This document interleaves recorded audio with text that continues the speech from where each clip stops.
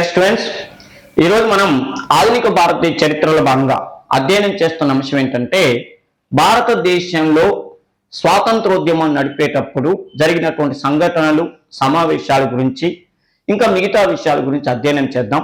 ఓకేనమ్మా? సిమ్లా సమావేశం జరిగిన సంవత్సరం ఏది అన్నాడు. 1932, 37, 39, 42, 45 అన్ని వరుసగా ఇచ్చాడు. సిమ్లా సమావేశం అంటే మనకి ఏ విషయం మీద ఈ సమావేశం జరిగిందనేది తెలియాలి. సిమ్లా సమావేశం అనేటటువంటిది ప్రత్యేక పాకిస్తాను, ఇండియా అనే విషయం పైన 1945లో జరిగింది.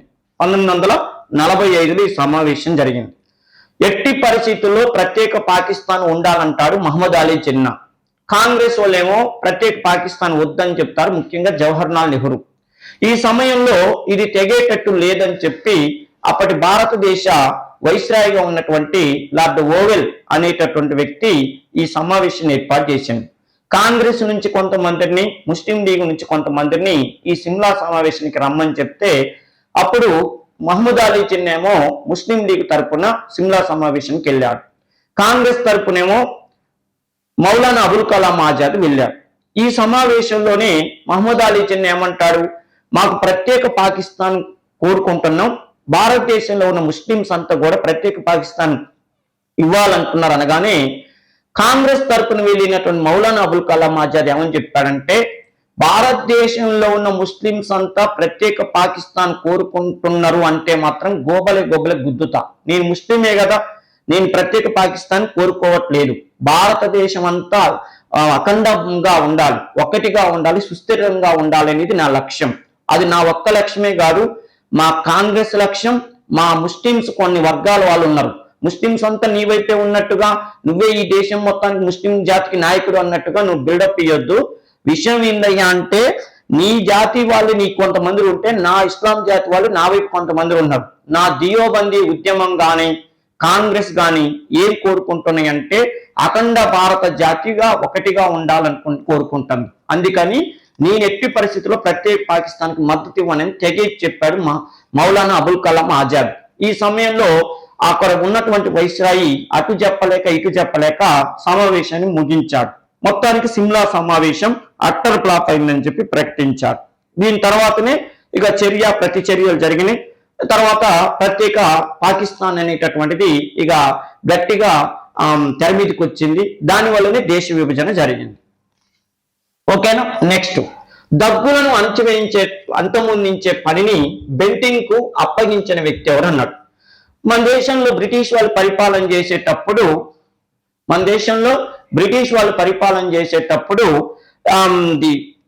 పిండారీలని, దగ్గులని, సన్యాసులని, సంతాలులని చెప్పి వివిధ గిరిజన తెగల వాళ్ళు బ్రిటిష్ వాళ్ళ మీద కోపంతోనో లేదా వేరే విషయంలో వాళ్ళు దోచుకుంటుండేవాళ్ళు.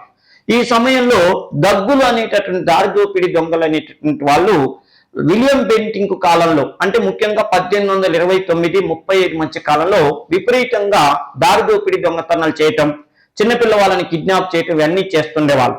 ఈ దగ్గులు అనే దారిదోపిడి దొంగల వల్ల దేశంలో శాంతి భద్రతలు క్షీణించిపోయాయి. దీన్ని గమనించినటువంటి బెంటింగ్ ఏం చేశాడంటే ఇంగ్లాండ్ నుంచి ఒక ప్రత్యేక అధికారిని తీసుకొచ్చాడు. ఆయన పేరు కర్నల్ విలియం స్లీమన్. ఓకేనా? మెకాలే కాదు, డయ్యర్ కాదు, స్లీమన్. కర్నల్ విలియం స్లీమన్ అనేది ఈయన అసలు పేరు.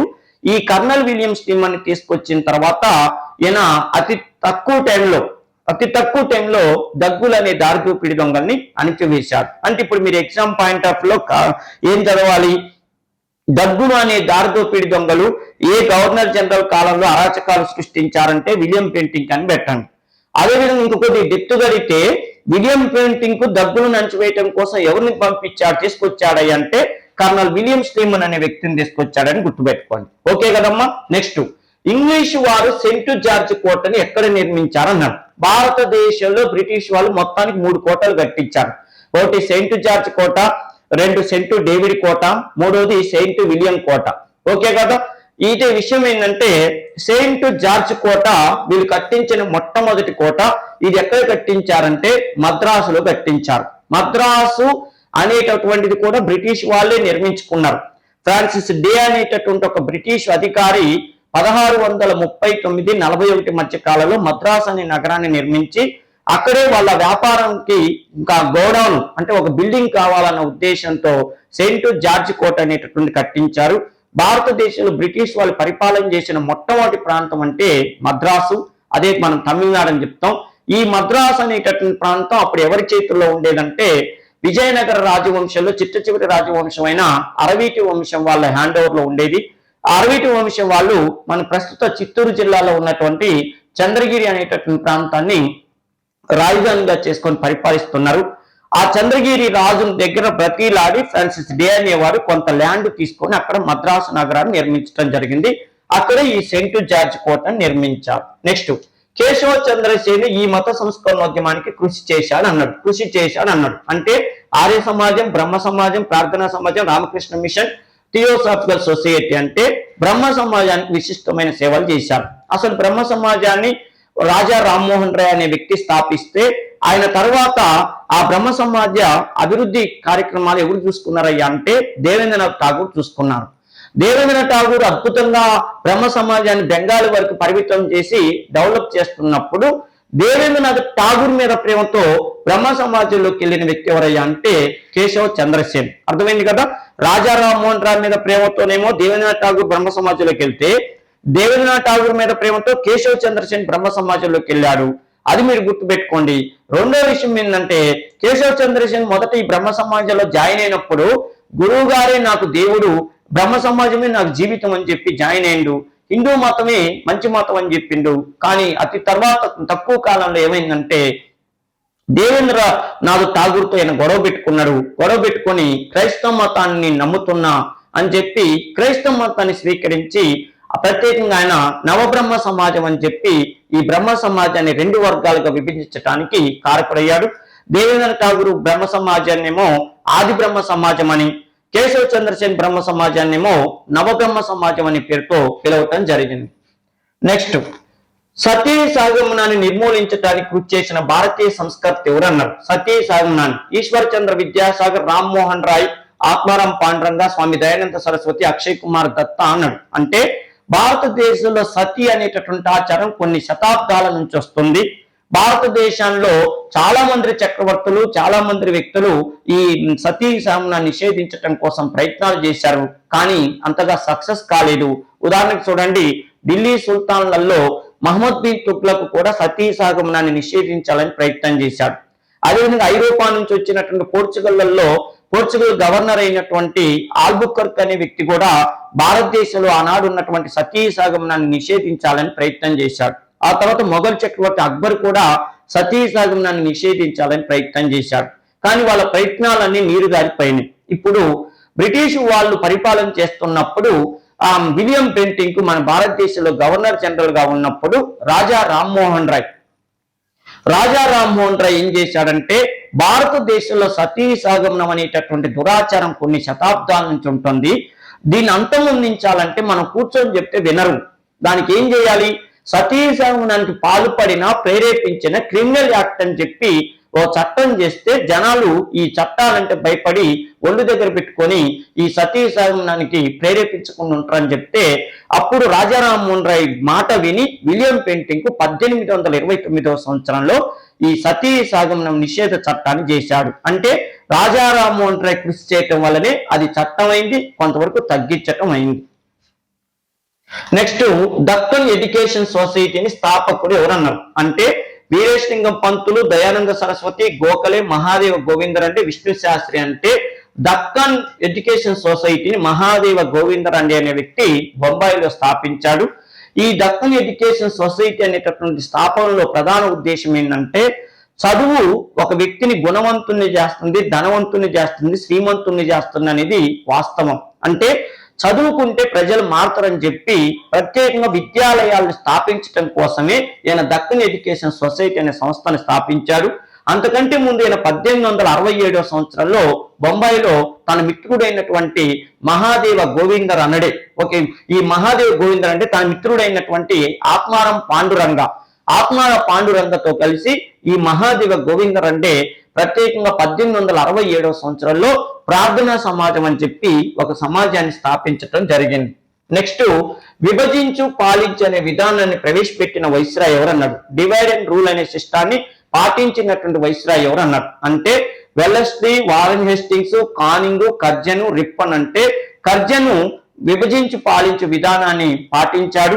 కర్జన్ ఈ విధానాన్ని పాటించి అమలు చేసిన విషయం ఏంటంటే 1905 సంవత్సరంలో బెంగాల్ విభజించడం జరిగింది. బెంగాల్ విభజించబట్టే భారతదేశానికి స్వాతంత్రోద్యమం అనేటటువంటిది వచ్చిందో మనకు తెలుసు. ఓకే కదా. నెక్స్ట్, స్వదేశీ ఉద్యమ కాలంలో బెంగాల్లో గొప్ప నాయకుడు ఎవరు అన్నాడు? స్వదేశీ ఉద్యమ కాలంలో బెంగాల్లో గొప్ప నాయకుడు అన్నాడు అంటే స్వదేశీ ఉద్యమం అంటే వందే మాతర ఉద్యమం. వందే మాతర ఉద్యమం అంటే బెంగాల్ విభజన వ్యతిరేక ఉద్యమం. ఈ విభజన ఉద్యమం, ఈ స్వదేశీ ఉద్యమం అనేది 1905 సంవత్సరం నుంచి 1911 సంవత్సరం వరకు ఇండియాలో నడిచింది. ఈ సమయంలో అతివాద ఉద్యమం అనేటటువంటిది జాతీయ కాంగ్రెస్ లో కీలక పాత్ర పోషిస్తుంది. ఈ అతివాద నాయకుల్లో ఒకరైనటువంటి బిపిన్ చంద్రపాలు ఆనాడు బెంగాల్లో గొప్ప నాయకుడిగా పేరు పొందాడు. అర్థమైంది కదా.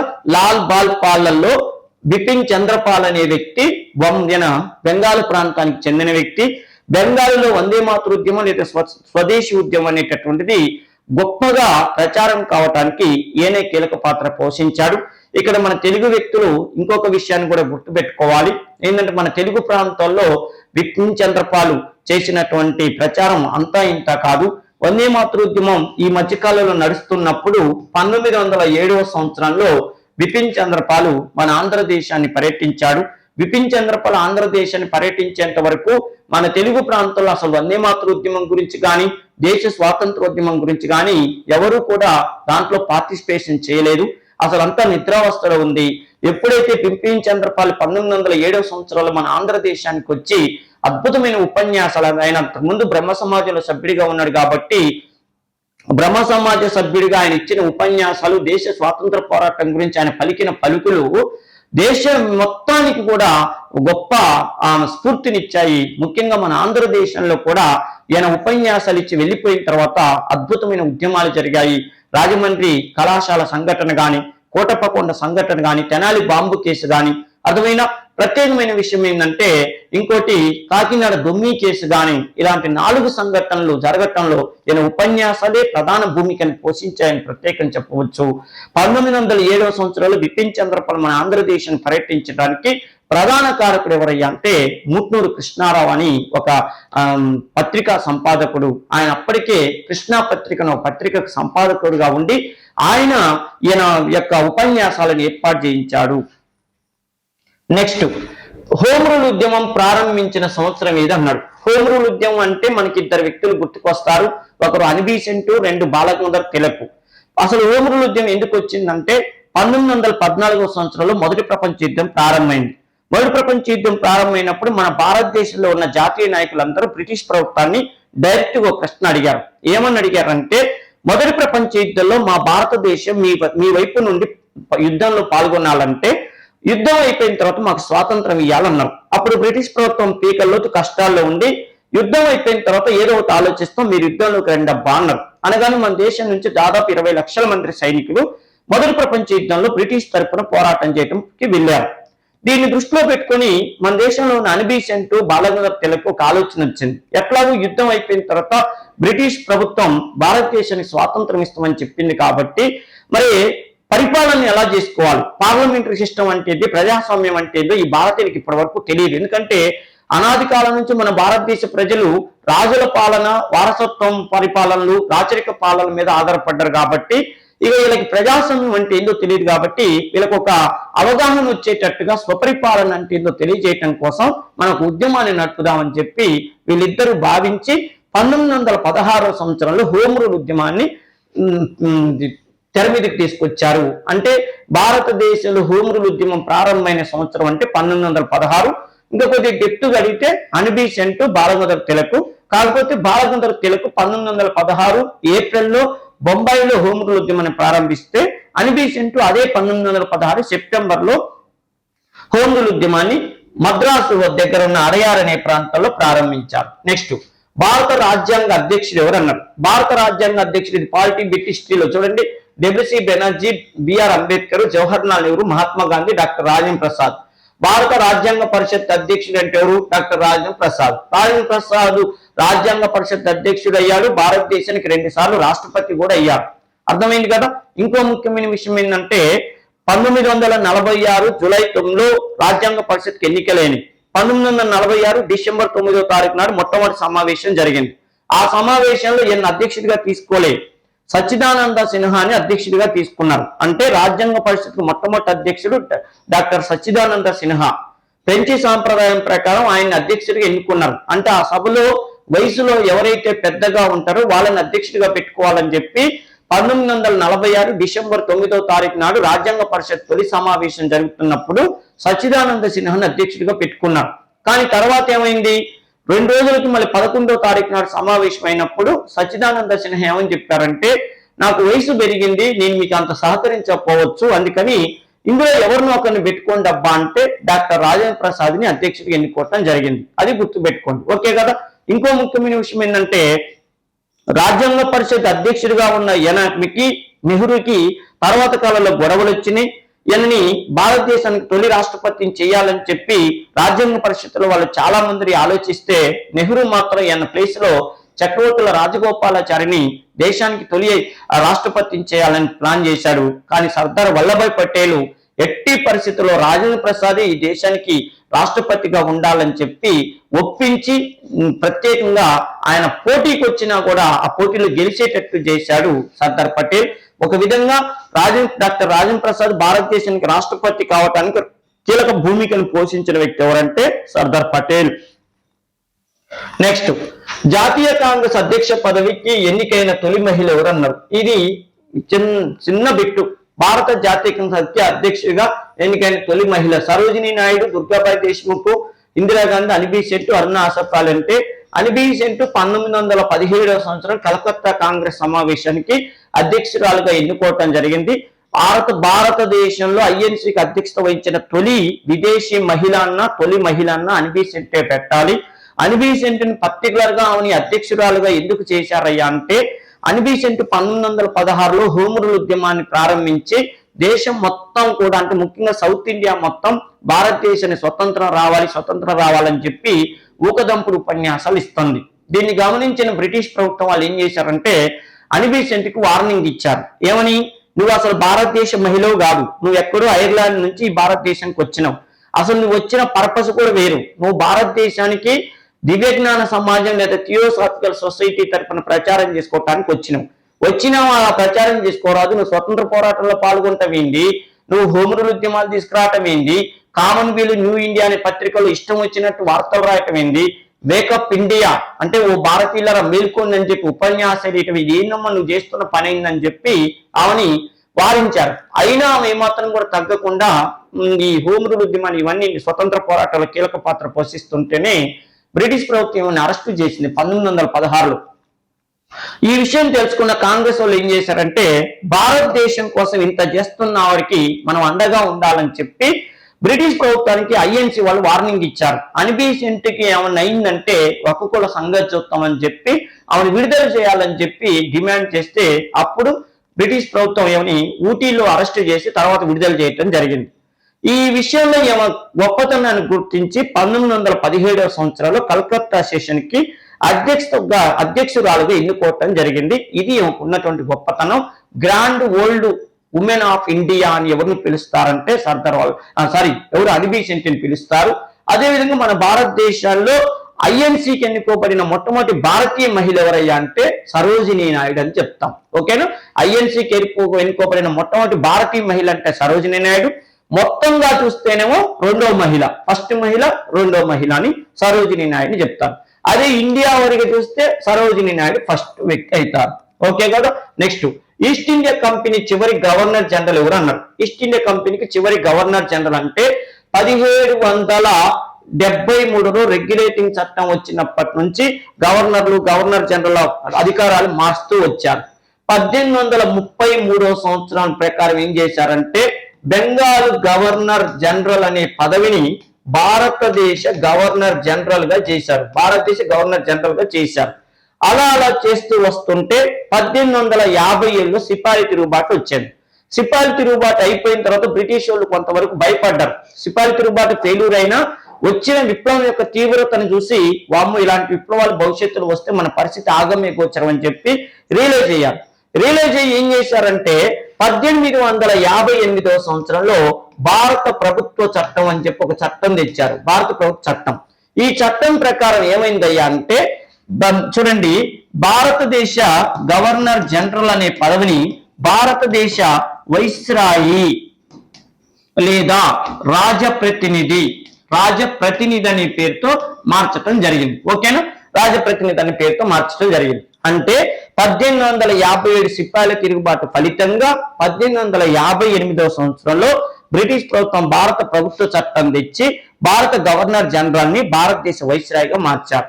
ఇలా భారతదేశ గవర్నర్ జనరల్ అనే వ్యక్తి భారతదేశ వైస్రాయిగా ఫస్ట్ ఎవరు మారారంటే లార్డ్ కానింగ్ మారిండు. అంటే భారతదేశ చిట్ట చివరి గవర్నర్ జనరల్ అన్న లార్డ్ కానింగ్ పెట్టండి. భారతదేశ మొట్టమొదటి వైస్రాయ్ చూడండి, భారతదేశ గవర్నర్ జనరల్ చివరి గవర్నర్ జనరల్ అన్న ఈయన పేరు కానింగ్ పేరు పెట్టాలి. మొట్టమొదటి వైస్రాయ్ అన్నా కూడా లార్డ్ కానింగ్ పేరే పెట్టాలి. అది గుర్తుపెట్టుకోండి. నెక్స్ట్, స్వతంత్ర భారతానికి గవర్నర్ గా నియమించబడిన తొలి స్త్రీ ఎవరన్నారు? స్వతంత్ర భారతానికి గవర్నర్ గా నియమించబడిన తొలి స్త్రీ ఎవరన్నారు అంటే దుర్గాబాయి దేశ్ముఖ్, సరోజినీ నాయుడు, ఇందిరాగాంధీ, కుముద్బెన్ జోషి, కమలా నెహ్రూ. అంటే సరోజినీ నాయుడు. ఓకేనా? సరోజినీ నాయుడిని భారతదేశానికి తొలి గవర్నర్ గా నియమించారు. నాకు తెలిసి ఉత్తరప్రదేశ్ రాష్ట్రానికి గవర్నర్ గా నియమించి ఉంటారు. ఇంకో ముఖ్యమైన విషయం ఏంటంటే భారత జాతీయ కాంగ్రెస్ కి అధ్యక్షత వహించిన తొలి మహిళ కూడా పేరు చెప్తాము. ఏమో ఆ హైదరాబాద్ లో స్వతంత్ర పోరాటంలో కీలక పాత్ర పోషించింది. అదేవిధంగా గాంధీతో కలిసి ప్రత్యేకంగా ఉప్పు సత్యాగ్రహోద్యమంలో దండి యాత్రలో పాల్గొన్నది. ప్రత్యేకంగా ఉప్పు సత్యాగ్రహోద్యమం సమయంలో గాంధీ సబర్మతి ఆశ్రమం నుంచి దండి గ్రామానికి 78 మంది ప్రతినిధులతో వెళ్ళాడు. అంటే లాంగ్ మార్చ్ చేశాడు. ఆ మార్చిలో పాల్గొన్న మొట్టమొదటి ఏకైక మహిళ ఎవరయ్యా అంటే సరోజినీ నాయుడు చెప్తారు. అయితే అప్పటి నుంచి ఆమె పేరు మారుమోగిపోయింది. అదేవిధంగా హైదరాబాద్ లో ప్లేగు వ్యాధి వస్తే ఆ ప్లేగు వ్యాధి నివారణ కోసం ఎంతగానో సేవ చేసింది. అంటే స్వతంత్ర పోరాటంలో పాల్గొన్నది, మానవతావాదిగా సాంఘిక సంస్కరణ కార్యక్రమాల్లో పాల్గొన్నది. 1925లో హైదరాబాద్ లో ప్లేగు వ్యాధి నివారణ కార్యక్రమంలో పాల్గొంటేనే బ్రిటిష్ ప్రభుత్వం సేవల్ని గుర్తించి కైజర్ ఏ హిందూ అనేటటువంటి బిరుదు కూడా సరోజినీ నాయుడికి ఇవ్వటం జరిగింది. అదేవిధంగా గొప్ప పుస్తకాలు కూడా రాసింది. గోల్డెన్ థ్రెష్ అనే పుస్తకం రాసింది. ఆ పుస్తకం పేరుని హైదరాబాద్ లో తన ఇంటికి కూడా పెట్టుకుంది. ఎన్నో గొప్ప సాంఘిక సంస్కరణలు దుర్గాబాయి దేశ్ముఖ్ తోను, అదేవిధంగా తెలంగాణలో సంగం లక్ష్మీబాయమ్మతో కలిసి చేసింది. ఆ తర్వాత స్వతంత్ర పోరాటంలో కూడా నేను ఇందాక చెప్పినట్టు ఉప్పు సత్యాగ్రహోద్యమంలో పాల్గొన్నది. 2వ రౌండ్ టేబుల్ సమావేశానికి గాంధీతో కలిసి లండన్ కూడా వెళ్ళింది. ఇన్ని విశిష్టమైన సేవలు చేసిన ఈమెకి రాష్ట్ర గవర్నర్ పదవిని, తొలి గవర్నర్ పదవిని ఇవ్వటం జరిగింది. నెక్స్ట్, కబీర్ ఎవరి శిష్యుడు అన్నాడు. కబీరు ప్రస్తావన మనకి ఎక్కడ వస్తుందంటే మధ్యయుగ భారతదేశ చరిత్రలో భక్తి ఉద్యమం అనేటటువంటి దగ్గర వస్తుంది. భక్తి ఉద్యమం ఓకేనా? భారతదేశంలో ఢిల్లీ సుల్తాన్లు అనేటటువంటి వాళ్ళు పరిపాలన చేస్తున్నప్పుడు భక్తి ఉద్యమం అనే ఉద్యమం వచ్చింది. ఆ ఉద్యమంలో కీలక పాత్ర పోషించిన వ్యక్తి కబీరు ఒక సాలెవాడు. ఓకేనా? సాలే అని ఒక కులానికి చెందినటువంటి వ్యక్తి. అయితే ఒక చిన్న విషయం ఏంటంటే ఇతన్ని చిన్నప్పుడే ఒక చెత్త కుప్పలో పడిసిపోతే ఒక చేనేత కార్మికుల కుటుంబం వాళ్ళు ఇతన్ని పెంచుకుంటారు. ఈయనకి కొద్ది పెద్ద వయసు వచ్చినాక వేరే వాళ్ళు చెప్తారు, ఏమని, ఇప్పుడు నిన్ను పెంచుతున్న వాళ్ళు నీ తల్లిదండ్రులు కాదురా, మీ అమ్మ నిన్ను చెత్త కుప్పలో పడేసిపోయిందంటే వీళ్ళలో ఒక ఆలోచన పెరిగింది. ఏంటంటే ఈ మానవులు వీళ్ళంతా వేస్ట్ గాళ్ళు, అంతా హేతువాద భావాలతోనే నడవాలి, ఈ సమాజాన్ని ఎవరిని నమ్మకూడదు అనేటటువంటి మనస్తత్వాన్ని అలవర్చుకున్నాడు చిన్నప్పటి నుంచే. అందుకని ప్రతి విషయంలో ఇతడు హేతువాదిగా ప్రతిదానికి కూడా ప్రశ్నలు వేయటం అలవాటు చేసుకున్నాడు. ప్రశ్నలు వేసి ఇది నిజమా కాదా అని చెప్పి వాళ్ళ అభిప్రాయాలు తీసుకొని నచ్చితేనే ఫాలో అయినటువంటి వ్యక్తి అనమాట. అందుకని మధ్యయుగ భారతదేశ చరిత్రలో ఇతన్ని మధ్యయుగ కారల్ మార్క్స్ అంటారు. మధ్యయుగ కారల్ మార్క్స్ గా పిలువబడ్డాడు. ప్రత్యేకమైన విషయం ఏంటంటే ఎన్నోసార్లు జనాల్ని హేతువాద భావంతో ప్రశ్నించటం కానీ, భారతదేశంలో ఉన్న ఇస్లాం మత సిద్ధాంతాలని కొన్ని సిద్ధాంతాలను వ్యతిరేకించడం చేసేవాడు. ఈయన ఎవరికి శిష్యుడయ్యా అంటే రామానందుడికి శిష్యుడు. ఓకే కదా, రామానందుడికి శిష్యుడు. రామానందుడి గొప్పతనం ఏంటంటే ఇతడు ఉత్తరప్రదేశ్ లో భక్తి ఉద్యమాన్ని ప్రచారం చేశాడు. రామానందుడు ప్రత్యేకత ఏందయ్యా అంటే రామానందుడి కంటే ముందున్నటువంటి భక్తి ఉద్యమకారులందరూ కూడా ఆయన దగ్గర ఎవరినైనా శిష్యులుగా చేర్చుకోవాలనుకుంటే వాళ్ళు సేమ్ కులం వాళ్ళని సేమ్ మతం వాళ్ళని చేర్చుకునేవాళ్ళు.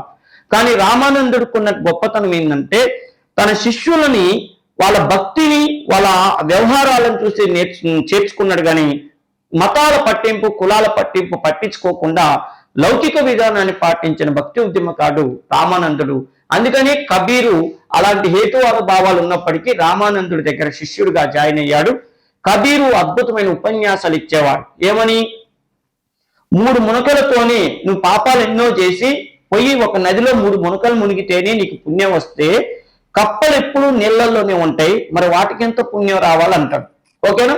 అదేవిధంగా రామ్ రహీం ఏకుహై అని చెప్పి ప్రచారం చేసిన వ్యక్తి. ముఖ్యంగా ఢిల్లీ సుల్తాన్లలో ఇతనికి సికిందర్ లోడి సమకాలీకుడు. సికిందర్ లోడిని ఎన్నోసార్లు వ్యతిరేకించాడు. అందువలన సికిందర్ లోడి ఇతన్ని హత్య చేయించాడని చెప్తారు. నెక్స్ట్, మొదటి పానిపట్టు యుద్ధం ఎవరి మధ్య జరిగింది అన్నాడు. మొదటి పానిపట్టు యుద్ధం ఎవరెవరి మధ్య జరిగింది? బాబర్ దౌలత్ ఖాన్ లోడి, బాబర్ సంగ్రహించుడు, బాబర్ మెదినీన్ రాయ్, బాబర్ ఇబ్రహీం లోడి. అంటే బాబర్ కు ఇబ్రహీం లోడికి 1526 సంవత్సరం ఏప్రిల్ నెల, ఓకే, ఏప్రిల్ నెల 21వ తారీఖు నాడు బాబర్ కి ఇబ్రహీం లోడికి పానిపట్ అనేటటువంటి ప్రాంతంలో యుద్ధం జరిగింది. ఈ మొదటి పానిపట్టు యుద్ధానికి భారతదేశ చరిత్రలో ఉన్న ప్రత్యేకత ఏంటంటే భారతదేశంలో ఢిల్లీ సుల్తాన్ల పరిపాలన అంతమయ్యి మొఘల్ రాజవంశ పరిపాలన ప్రారంభమైన యుద్ధంగా మొదటి పానిపట్టు యుద్ధాన్ని చెప్తారు. బాబరు మధ్యాసియాలో పర్గనా అనేటటువంటి ప్రాంతాల్లో జన్మించి భారతదేశానికి దండయాత్రకు వచ్చాడు. ఆ సమయంలో ఢిల్లీ ఆగ్రా ఏరియా మొత్తం ఎవరి హ్యాండ్ ఓవర్ లో ఉందంటే లోడి అనేటటువంటి రాజవంశం వాళ్ళ ఆధీనంలో ఉంది. ఆ లోడి వంశంలో పరిపాలకుడైన ఇబ్రహీం లోడి అనేటటువంటి వాడు ఆ సమయంలో పరిపాలన చేస్తున్నాడు. ఇబ్రహీం లోడిని ఓడించడానికి బాబర్ ఎక్కువగా కష్టపడలేదు. ఇబ్రహీం లోడి దగ్గర 1,50,000 మంది సైన్యం ఉన్నప్పటికీ బాబర్ తన దగ్గర ఉన్నటువంటి కేవలం 12,000 మంది సైన్యంతో ఉదయం టిఫిన్ చేసి యుద్ధం మొదలు పెడితే లంచ్ కల్లా యుద్ధం అయిపోయింది. దానికి ప్రధానమైన కారణం ఏంటంటే బాబర్ దగ్గర ఉన్నటువంటి మెరుపు దళం, దాన్ని శతఘ్ని దళం అంటారు. ఆ శతఘ్ని దళంతో బాబర్ అవలీలగా ఇబ్రహీం లోడిని ఓడించాడు. దీంతో భారతదేశంలో ఆఫ్ఘన్ ప్రాంతానికి చెందిన లోడీల పరిపాలన అంతమైందని చెప్పవచ్చును.